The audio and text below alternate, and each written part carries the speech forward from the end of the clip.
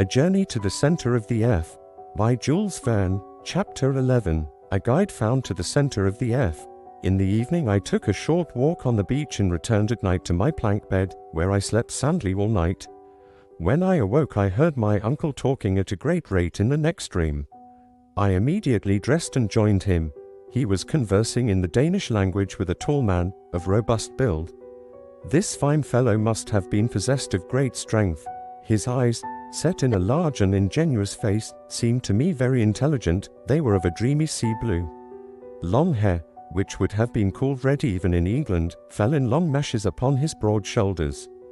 The movements of this native were lithe and supple, but he made little use of his arms in speaking, like a man who knew nothing or cared nothing about the language of gestures.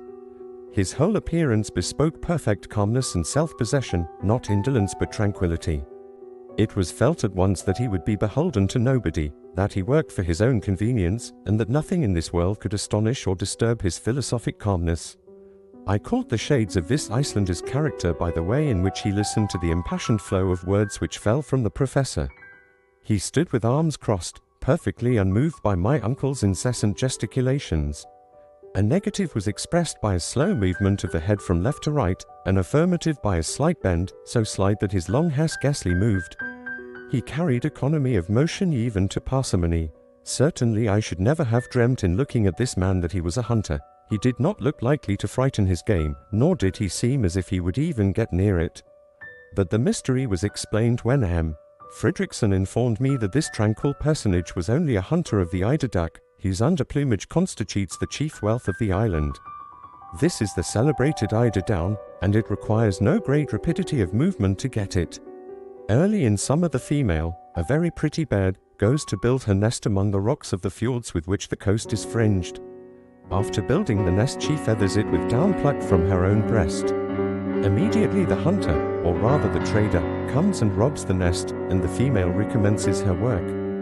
This goes on as long as she has any down left. When she has stripped herself bare the male takes his turn to pluck himself. But as the coarse hard plumage of the male has no commercial value, the hunter does not take the trouble to rob the nest of this. The female therefore lays her eggs in the spoils of her mate, the young are hatched, and next year the harvest begins again. Now, as the eider duck does not select steep cliffs for her nest, but rather the smooth terraced rocks which slope to the sea, the Icelandic hunter might exercise his calling without any inconvenient exertion. He was a farmer who was not obliged either to sow or reap his harvest, but merely to gather it in. This grave, phlegmatic, and silent individual was called Hans Bjelk, and he came recommended by Fredrickson. He was our future guide. His manners were a singular contrast with my uncle's. Nevertheless, they soon came to understand each other. Neither looked at the amount of the payment. The one was ready to accept whatever was offered, the other was ready to give whatever was demanded. Never was bargain more readily concluded.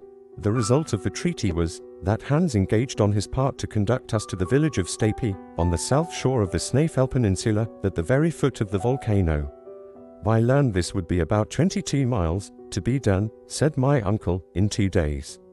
But when he learned that the Danish mile was 24,000 feet long, he was obliged to modify his calculations and allow 7 or 8 days for the march. 4 horses were to be placed at our disposal, 2 to carry him and me, 2 for the baggage. Hans, as was his custom, would go on foot. He knew all that part of the coast perfectly, and promised to take us the shortest way. His engagement was not to terminate with our arrival at Stapi.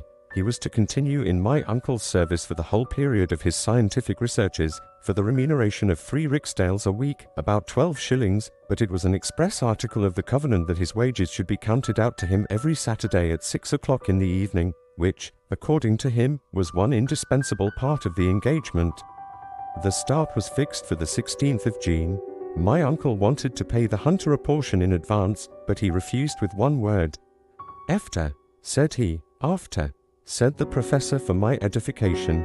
The treaty concluded, Hans silently withdrew. "A famous fellow," cried my uncle, "but he little thinks of the marvelous part he has to play in the future. So he is to go with us as far as the center of the earth, Axel." 48 hours were left before our departure. To my great regret, I had to employ them in preparations, for all our ingenuity was required to pack every article to the best advantage. Instruments here, arms there, tools in this package, provisions in that, 4 sets of packages in all. The instruments were 1. An Eagle's centigrade thermometer, graduated up to 150 degrees, 302 degrees Fahr, which seemed to me too much or too little. Too much if the internal heat was to rise so high, for in this case we should be baked, not enough to measure the temperature of springs or any matter in a state of fusion. 2. An aneroid barometer, to indicate extreme pressures of the atmosphere. An ordinary barometer would not have answered the purpose, as the pressure would increase during our descent to a point which the mercurial barometer, 1, would not register. 3. A chronometer, made by Boissonnas, Jun, of Geneva, accurately set to the meridian of Hamburg. 4. 2 compasses, viz., a common compass and a dipping needle. 5. A night glass. 6. 2 of Ruhmkorff's apparatus, which, by means of an electric current, supplied a safe and handy portable light too. The arms consisted of 2 of Purdy's rifles and 2 brace of pistols. But what did we want arms for? We had neither savages nor wild beasts to fear, I supposed. But my uncle seemed to believe in his arsenal as in his instruments, and more especially in a considerable quantity of gun cotton, which is unaffected by moisture, and the explosive force of which exceeds that of gunpowder. 1. In M. Verne's Boker, manometer, is the instrument used, of which very little is known. In a complete list of philosophical instruments the translator cannot find the name. As he is assured by a first-rate instrument maker, Chadbourne, of Liverpool, that an aneroid can be constructed to measure any depth, he has thought it best to furnish the adventurous professor with this more familiar instrument. The manometer is generally known as a pressure gauge, trans.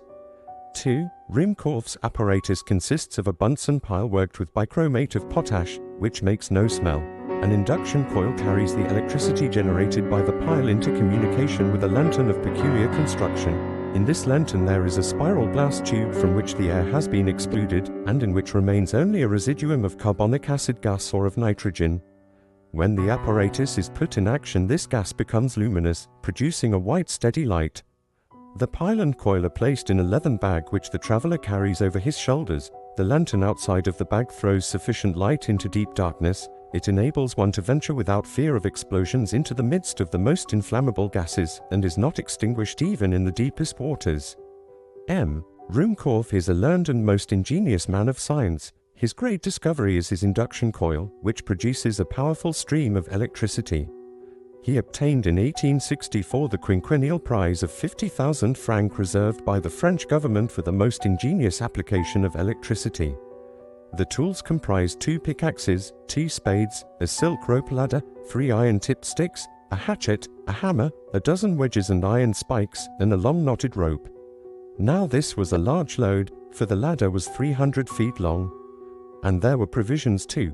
This was not a large parcel, but it was comforting to know that of essence of beef and biscuits there was 6 months' consumption. Spirits were the only liquid, and of water we took none. But we had flasks, and my uncle depended on springs from which to fill them. Whatever objections I hazarded as to their quality, temperature, and even absence, remained ineffectual.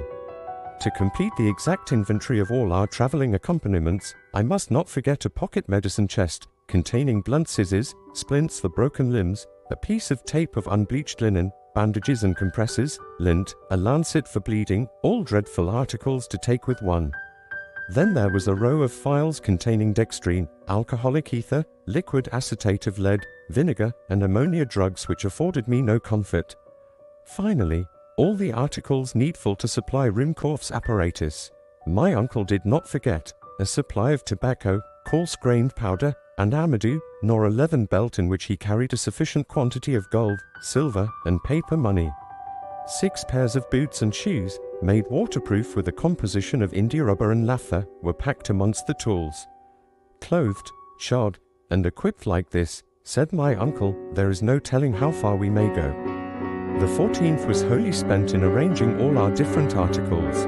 In the evening we dined with Baron Trumps, the mayor of Reykjavik, and Dr. Heiltland, the first medical man of the place, being of the party. M. Fridriksson was not there. I learned afterwards that he and the governor disagreed upon some question of administration, and did not speak to each other. I therefore knew not a single word of all that was said at this semi-official dinner, but I could not help noticing that my uncle talked the whole time. On the 15th our preparations were all made. Our host gave the professor very great pleasure by presenting him with a map of Iceland far more complete than that of Henderson. It was the map of M. Olaf Nicholas Olsen, in the proportion of 1 to 480,000 of the actual size of the island, and published by the Icelandic Literary Society. It was a precious document for a mineralogist. Our last evening was spent in intimate conversation with M. Fredriksson, with whom I felt the liveliest sympathy. Then, after the talk, succeeded, for me, at any rate, a disturbed and restless night. At 5 in the morning I was awoke by the neighing and pawing of 4 horses under my window. I dressed hastily and came down into the street. Hans was finishing our packing, almost as it were without moving a limb, and yet he did his work cleverly. My uncle made more noise than execution, and the guide seemed to pay very little attention to his energetic directions. At 6 o'clock our preparations were over. M. Fredriksson shook hands with us. My uncle thanked him heartily for his extreme kindness. I constructed a few fine Latin sentences to express my cordial farewell. Then we bestrode our steeds, and with his last adieu M. Fredriksson treated me to a line of Virgil eminently applicable to such uncertain wanderers as we were likely to be. Aequicumque viam dedent fortuna sequamur. Forever fortune clears away. Thither our ready footsteps stray.